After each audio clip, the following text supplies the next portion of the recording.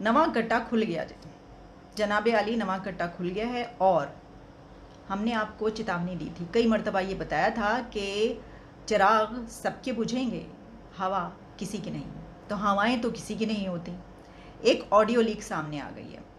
اچھا، اس سے پہلے ہم جو آڈیو لیک کی بات کرتے رہے، جب بھی ہم نے کی تو وہ عمران خان کی یہ آڈیو لیک ہو گئی، عمران خان کی یہ والی آڈیو لیک ہو گئی ہے، عمران خان کی اب یہ ویڈیو لیک ہو گئی ہے، عمران خان صاحب کی اور یہ والی ویڈیو سامنے آ رہی ہیں، لیکن اس مرتبہ ہوا کسی اور طرف چل رہی ہے۔ عمران خان کی آڈیو لیک نہیں ہوئی، بلکہ یہ آڈیو ہے پرائم منسٹر شہباز شریف کی،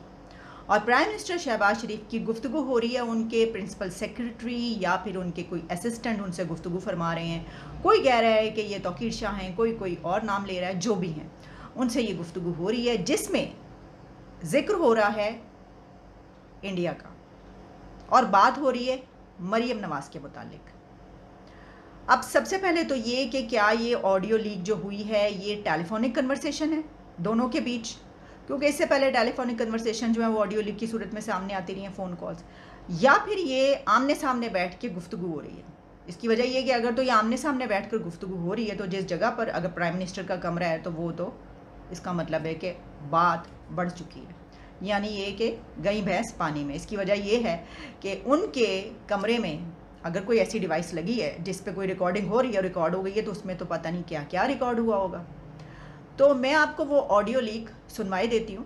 اور اس میں انڈیا کا جو ذکر ہے وہ اس حوالے سے ہے کہ شہباز شریف صاحب کو یہ بتایا جا رہا ہے کہ مریم نواز کی طرف سے آرڈر آیا ہے یا انہوں نے ریکویسٹ کی ہے کہ انڈیا سے ان کے داماد راحیل کے لیے پاور پلانٹ امپورٹ کیا جائے، اور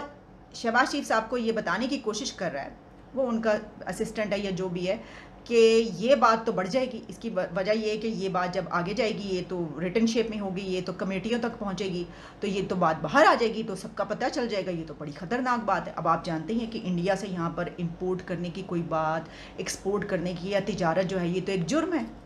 تو اتنا بڑا جرم ہو جائے گا تو یہ تو قیامت آ جائے گی۔ یعنی کہنے کا مقصد یہ ہے کہ الیکشن قریب ہیں تو یہ تو بات نکل گئی تو بڑا ڈیمیج کرے گی، ان کا مطلب یہ کہنے کا۔ تو وہ شہباز شریف ان کو یہ کہہ رہے ہیں کہ کوئی مسئلہ نہیں ہے، میں ترکی سے آ کر ان کو سمجھاتا ہوں، اور ساتھ ہی انہوں نے یہ بھی بتا دیا چپ کر کے کہ آدھا تو آ گیا نا پاور پلانٹ، باقی کا آدھا آنا ہے۔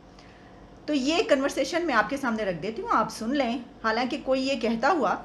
ہمیں دکھائی دیا کہ جناب یہ جو پاکستان کی شوگر انڈسٹری ہے، اس کے تمام پاور پلانٹس جو ہیں یہ انڈیا سے ہی امپورٹ ہو کر آئے ہوئے ہیں،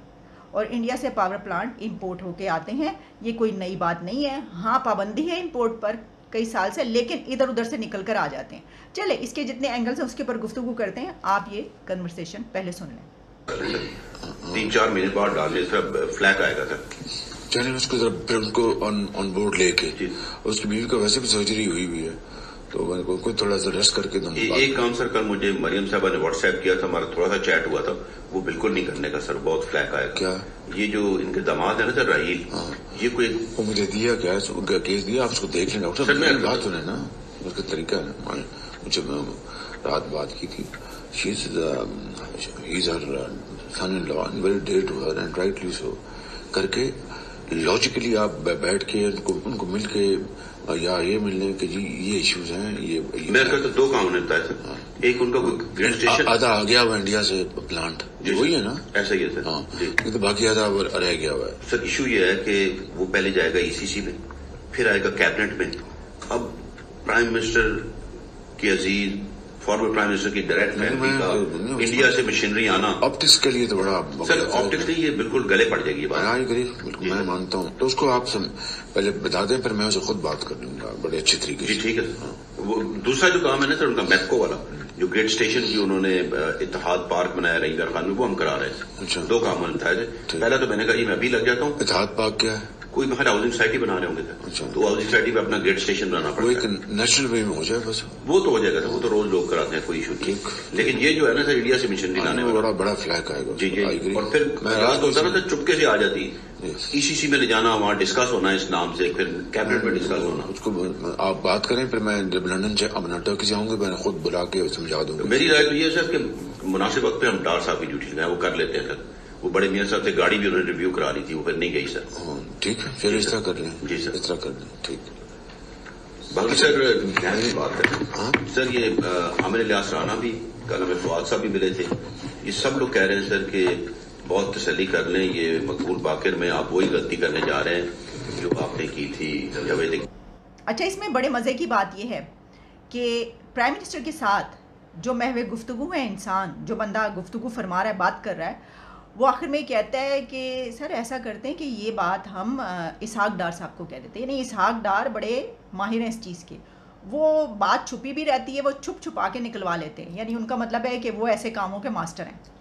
اب دیکھیں کہ سوال اس میں کئی اٹھ سکتے ہیں, کچھ تو میں نے ڈسکس کر لیے, میں نے آپ کو بتا دیا. سب سے پہلی بات تو یہ کہ جو یہ آڈیو ہے وہ کس طرف سے آئی, کیسے باہر نکل گئی, تو یہ کہیں شرارت عمران خان نے تو نہیں کروائی. اچھا ویسے عمران خان اس وقت ان کی پارٹی ہے وہ برسر اقتدار تو نہیں ہے, ٹھیک ہے, حکومت میں نہیں ہے, تو جو گورنمنٹ میں نہیں ہوتا اس کا یہ کام کروانا ذرا مشکل ہوتا ہے. لیکن